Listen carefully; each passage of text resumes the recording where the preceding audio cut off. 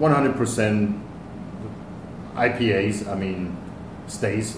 When I had my first IPA, I'm like, oh my God, right? Yeah, I mean, how can you drink that? I mean, it's just, but it's here. Yeah. It's here, and IPAs were here before I even was here. I just didn't knew it at that point. Yeah. So, but man, otherwise, all those other styles in the craft, they're still here. It might not be something brewers do year round, but their styles, they always pop up again. Right. I mean, if those are dark beers, if they are Baltic porters or any kind of Belgian beers, or it's nothing brewers do year round, but they always bring those styles back once a year, every 2 years. So, question back: what do you consider they stay or they're faded away? I mean, what's the time frame here? It's just like because seasonally, like we're obviously right now we're in June, and this week every day will be over 100 degrees. Oh, absolutely. So a lot of breweries right now don't have stouts, don't have the Baltic porters, don't have the darker beers because again it's 100 degrees outside. A lot of people don't want that. It's interesting that you bring this up. I just had last week I had a comment on a social media platform where a customer at Second Rodeo wrote, I don't even know what beer he had. Did he have the IPA or did he have the Amber? I don't remember what it was.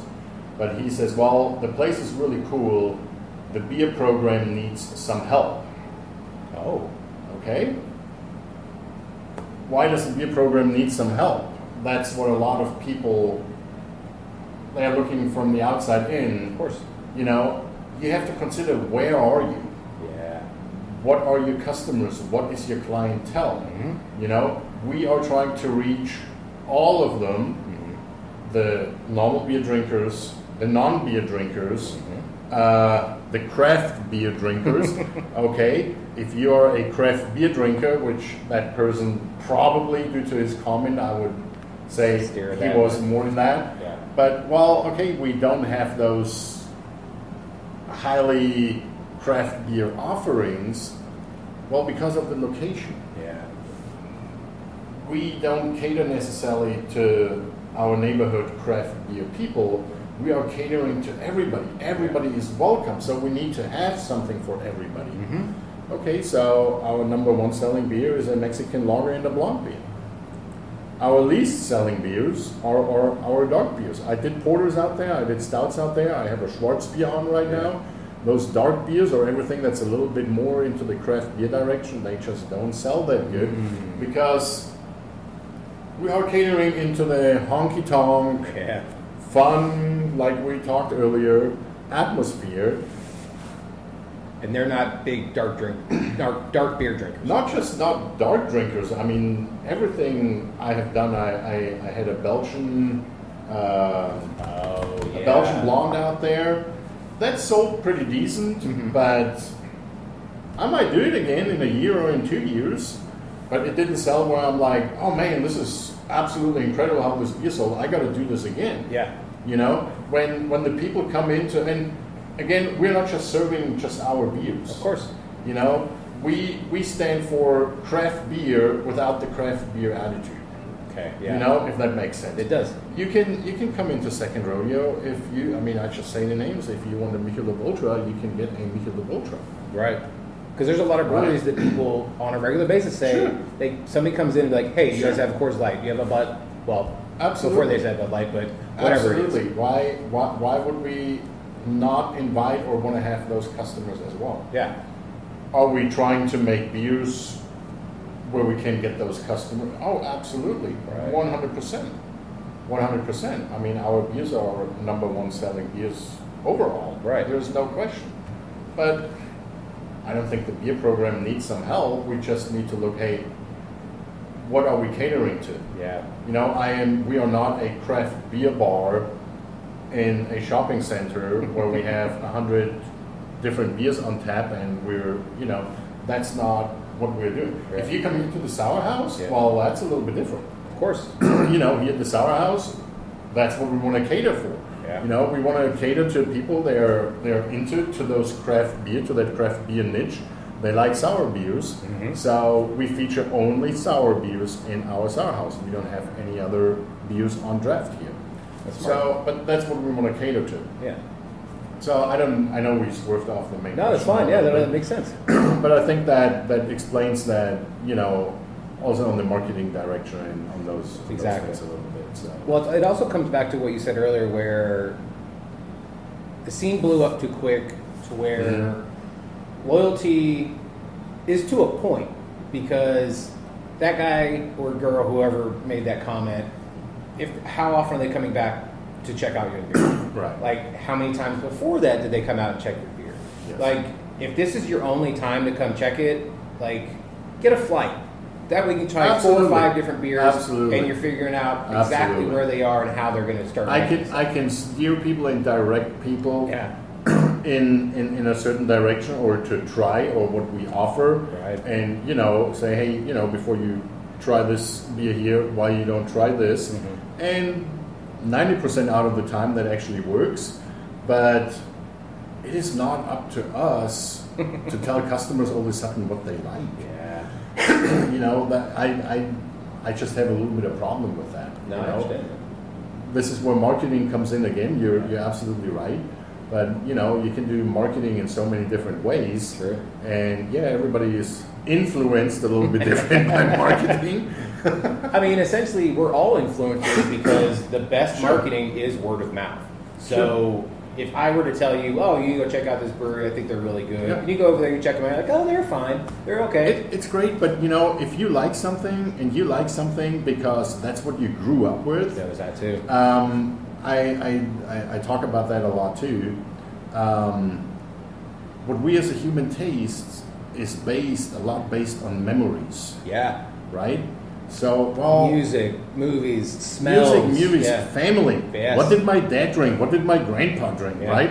Oh, my dad drank that beer because my grandpa drank it. I saw my dad and my grandpa sitting on the patio when my grandpa was still alive, and they were drinking this beer. And then when I was 16 years old, or even I was 12 years old, I remember my dad gave me a little sample of this. Sneak, you know, so what did they grow up? They grew up with those beers other people don't like. Right. Well, why do you want to tear them out of this? Out of the nostalgia. Exactly. Out of what this means for them. Right. Sure, they enjoy something else, but if they walk into an establishment and they feel like, oh my God, I just thought about my dad or whatever, and I would like to. I don't think it's in anybody's business to tell, hey, no, you shouldn't drink that. You need to drink this. Yeah. You know, let them try it and let them start creating their own memories and whoever they want to do that. Yeah. And I think that's where we all have to work on and pull on the same deal. But don't tell people what they should drink or not drink. Or I never felt that would be in the job of anybody to tell that to people. And it's the same way that I'm brewing beer. The sour beers is the best example. I can't just brew what I personally like or prefer. True. No, I have to brew what a big variety of people prefer, or I want to reach different people. So yes, I got to brew beer I necessarily not a big fan of. Yeah, exactly. And now we're talking about the art again. Yeah.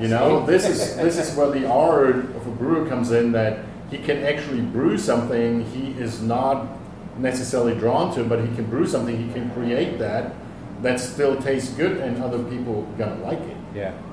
That might be a piece of that art puzzle we were talking in the beginning. There we go.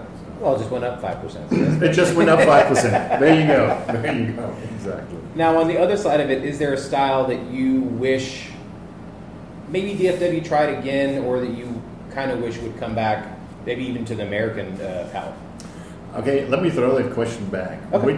Which styles can you think of in the DFW area you would... That is solely DFW, or that they have obviously borrowed from other people and then kind of made their own? Both. Okay. Both. Do it both. I mean, the Mexican lager is definitely something that I think Texas maybe has, I'm not going to say perfected, but definitely made I'd say better. Obviously, Better. Each place does it Yes, differently. I can agree with And when that. it does come to the craft pendulum, if you can make a good lager, then you're obviously a good I craft can agree with that, Yeah. but that's not necessarily a style for me. I see that Okay. this just came A up. variance of the Yeah, one? Okay. I mean, Mexican lagers were always here. Right. I would say. I mean, look at the Modelo. look at and the look at Pacifico, Modelo and, yeah. and you know, Desperados, whatever is out there. They always have been here due to the Mexican popularity we have Right. as well. So.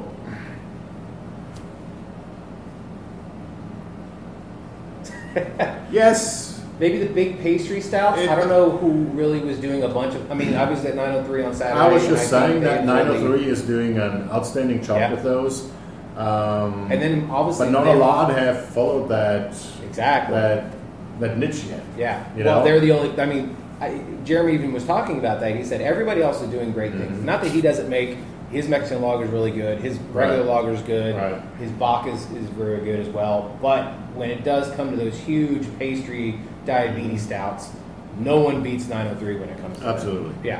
And he's doing really well with the seltzers as well because now he's like in the soda world where I think they just put today it was a grape soda seltzer. We had that on Saturday, which I thought was amazing. I'm not a big grape soda fan, but I thought that was Yeah. delicious. Yeah. And then he's working on a water line as well. It's non-alcoholic, but it's for people to come to the brewery because they have great food, and a lot of times people don't drink beer, Yeah. so they want to have something else to drink. Well, Yeah. flavored waters is definitely where it's at. Oh, I mean, that's what flavor. That's what seltzers are, right? It's true, I mean, yes, we yeah, can't- but with a little alcohol. I mean, we can argue about this now, but Yeah. that's pretty much what they are. Well, is there a brewery here? Do you think that? Well, I'll jump to this one. Not trying to get you in any trouble. 5 breweries here in the DFW area that you really enjoy. That you think that they've really nailed certain styles of beers. Second rodeo. Besides the ones you were- Be it Science Sour House, that's 2. 3 Nations. I was going to say, I imagine you're a fan of Three Nations. Yeah, absolutely. Penny Colors, Yeah. definitely on the list for sure. The problem is there's so many, I can't That's- even remember all of them. That's why I try to limit it to 5 because I definitely had my share of Lakewood in the past too. I mean, those, Yeah, you know, Lim has those- done an amazing job as well. yeah, those were all breweries. In that first generation boom we had here. Yeah. And then but- Tubbs was up by y'all as well. Yes, Tubbs for sure. Tubbs is up there. I mean, they do a great job with their double dry hop series. Oh yeah. Um, Yeah, they absolutely kill it with that one. yeah, I mean that was great for them. There was no doubt about that. There were 5, right? I mean, if we're counting the first 2, sure, that's fine. Well, who on the west side do you really enjoy? I'm not over that. Okay. That often. Well, that's the other thing about the Metroplex. Again, it's so massive that it got really It can be really tried. big. I mean, there's definitely some stuff from Martin House. I like to experience it. let's put it that way. Well, the regular styles are really good So, too. yes, but they yes. obviously the hype ones, they're Yeah. the ones that get there. Yeah, Like yeah. I had the mustard one Yeah, on for Saturday, sure. and I was like, RAR. I mean, you have to Obviously. count RAR in. Yeah. You can you can't talk about DFW breweries without without talking about RAR. Yeah, I mean, yeah. yes, we definitely have to be fair about that. And I've talked to so many people that have branched, either been a part of RAR or have maybe worked there for a week or 2 and then went on and Oh you know, yeah, I start mean, their own stuff. well, you have to think about it. When RAR opened up, when I opened up, you know, this is where all the people came from. Yeah. You know, I mean, we have. I mean, you said earlier when you started up beer royalty. Maybe I'm a part of it, but there are other people here in the Metroplex. They brewed beer in the Metroplex before I did, or Okay. before RAR did. Yeah. Right? I mean, we can't forget about these people either.